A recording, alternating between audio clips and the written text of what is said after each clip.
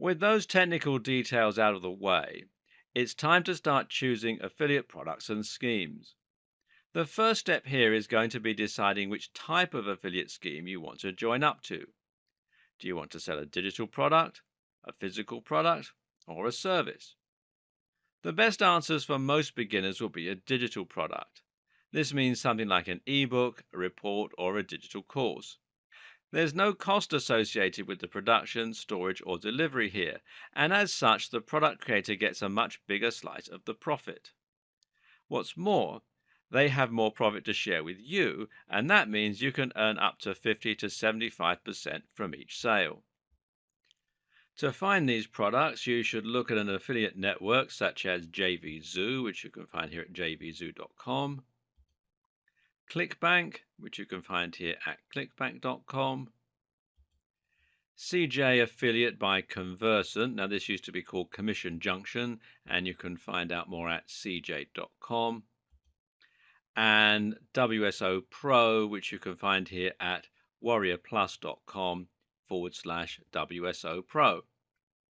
To use one of these sites, all you need to do is to sign up, browse through the available products, and then apply to work as an affiliate for a few. You can see data and information about each one, such as the number of sales, the cost, and so on.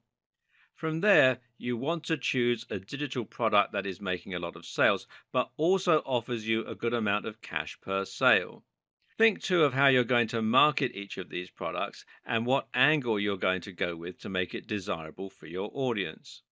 Trying out the product is a very good idea, as is finding one that offers free marketing materials that the product creator has designed. Some will come with free landing pages, blog posts, email autoresponder sequences, and more that you can utilize. Promoting digital products means you make more money per sale, and it means there's less that can go wrong. It's also the preferred method by many digital marketers, which means you can find a lot more advice and help.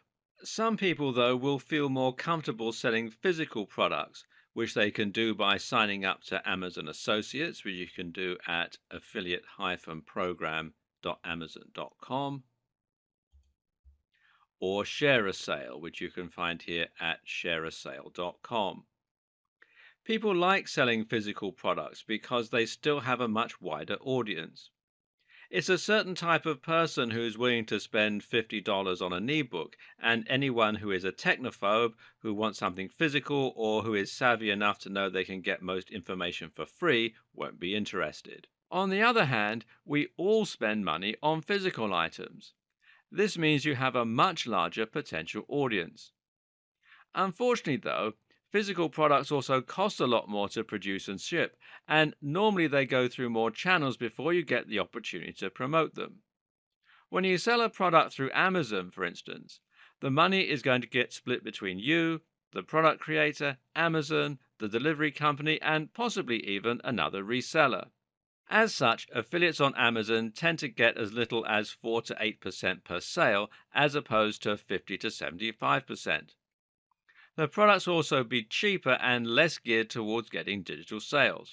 Why would someone click your link to buy a computer when they can just go to their local technology store? These are the considerations you'll need to take into account when you start trying to sell physical products rather than digital ones. Of course, there's nothing to stop you from selling both types of products, though then you do risk cannibalizing your own sales. Ultimately, it makes more sense to start with digital products because you can make a bigger earning from fewer sales.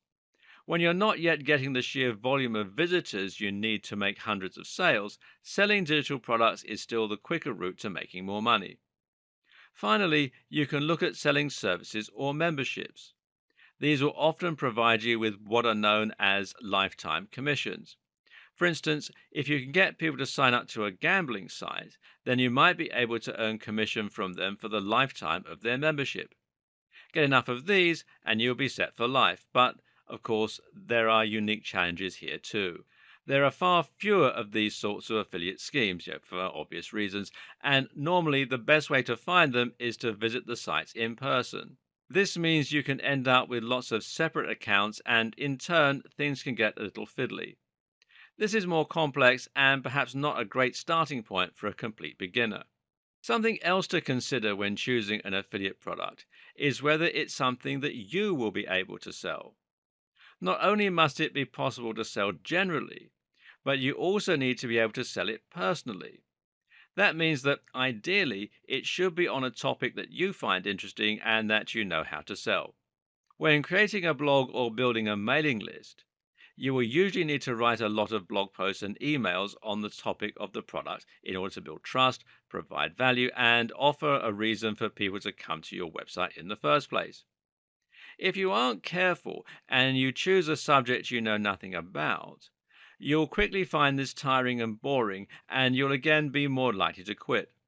What's more is that readers might be able to tell that you aren't, in fact, an expert on the subject, and this will undermine the points you make and leave your readers less inclined to trust you. At the same time, you also need to think about the advantages that are unique to you, such as any routes to market you might have. A route to market is any direct link you have with a potential audience, such as a blog or a magazine.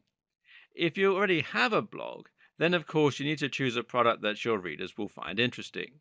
But you might also have some additional routes to market. For instance, think about your contacts. Do you have the email addresses of any top bloggers? Are you friends with the editor of an industry magazine? In other words, it basically boils down to choosing a product that you already know you can sell, even if you don't have a direct route to market.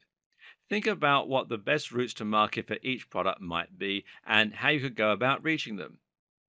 Don't choose a product and then think about how you're going to sell it. Choose the product because you know you can sell it. We'll be talking more about this later in the video series. Likewise, another consideration you will have is whether to pick a big niche or a little niche. Of course, every internet marketer knows that your niche is your industry, which at the same time will dictate your subject matter. So, if you're selling an ebook on getting abs, your niche and your industry are fitness. On the other hand, if you're selling an ebook on making money online, then your niche is online business. Making money online is actually the biggest niche you'll find when it comes to digital products with affiliate schemes. In fact, Warrior Plus is entirely dedicated to digital marketing products. Meanwhile, just behind digital marketing as a popular niche are the fitness and online dating niches. This is a good thing because these are proven niches. People are happy to spend money to make money, and they'll also spend money to look and feel better or to find love. These are also subjects that appeal to everyone, so if you're looking for a product with a proven track record, it will likely be in these areas. But there's also a problem here. These areas are highly competitive and oversaturated for the same reasons. If you want to reach this audience, then you're going to need to spend more money on PPC advertising as you'll be bidding against more competitors.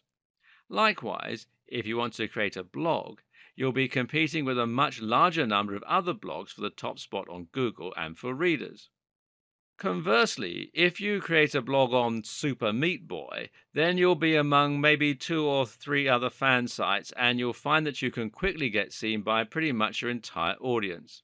Likewise, you'll probably be able to advertise on Google or Facebook for these terms without spending much money. The same goes for writing about a specific job or profession. If you're selling an ebook on stage lighting techniques, then you'll find it much easier to reach those professionals without spending vast amounts of money. But at the same time, the products will also appeal to a much smaller market. This means that it won't take as long to saturate the market, and you likely won't make as many sales over the long term. The answer? Often the best strategy will be to start smaller and then build your way up to reach the bigger niches. Another option is to choose an affiliate product that aims at a smaller cross section of a much larger niche. For instance, fitness for the over 50s is a much smaller chunk of the larger fitness niche. The same goes for digital marketing for students. One more consideration, though, is who the target demographic is and specifically how much disposable income they have. In this regard, aiming at the over 50s makes more sense than aiming at students. Something you might be asking yourself at this point is why a digital product manufacturer would be willing to give away 75% of their profits. What's in it for them? To understand this, it's worth considering the power of scaling up. Sure, they're only making 25% per sale, but if they have 20 affiliates selling 100 copies of their item a day, they're still going to make far more than any of those individual affiliates. More importantly, they'll be able to earn much, much more than they would selling the product on their own. The more commission the affiliates offer, the more people will come on board versus other products, and that means they'll be able to continually scale up their profits. And anyway, they're probably still making money from their own marketing activities where they'll be making 100% per sale. The sales they get from you are all on top of their earnings.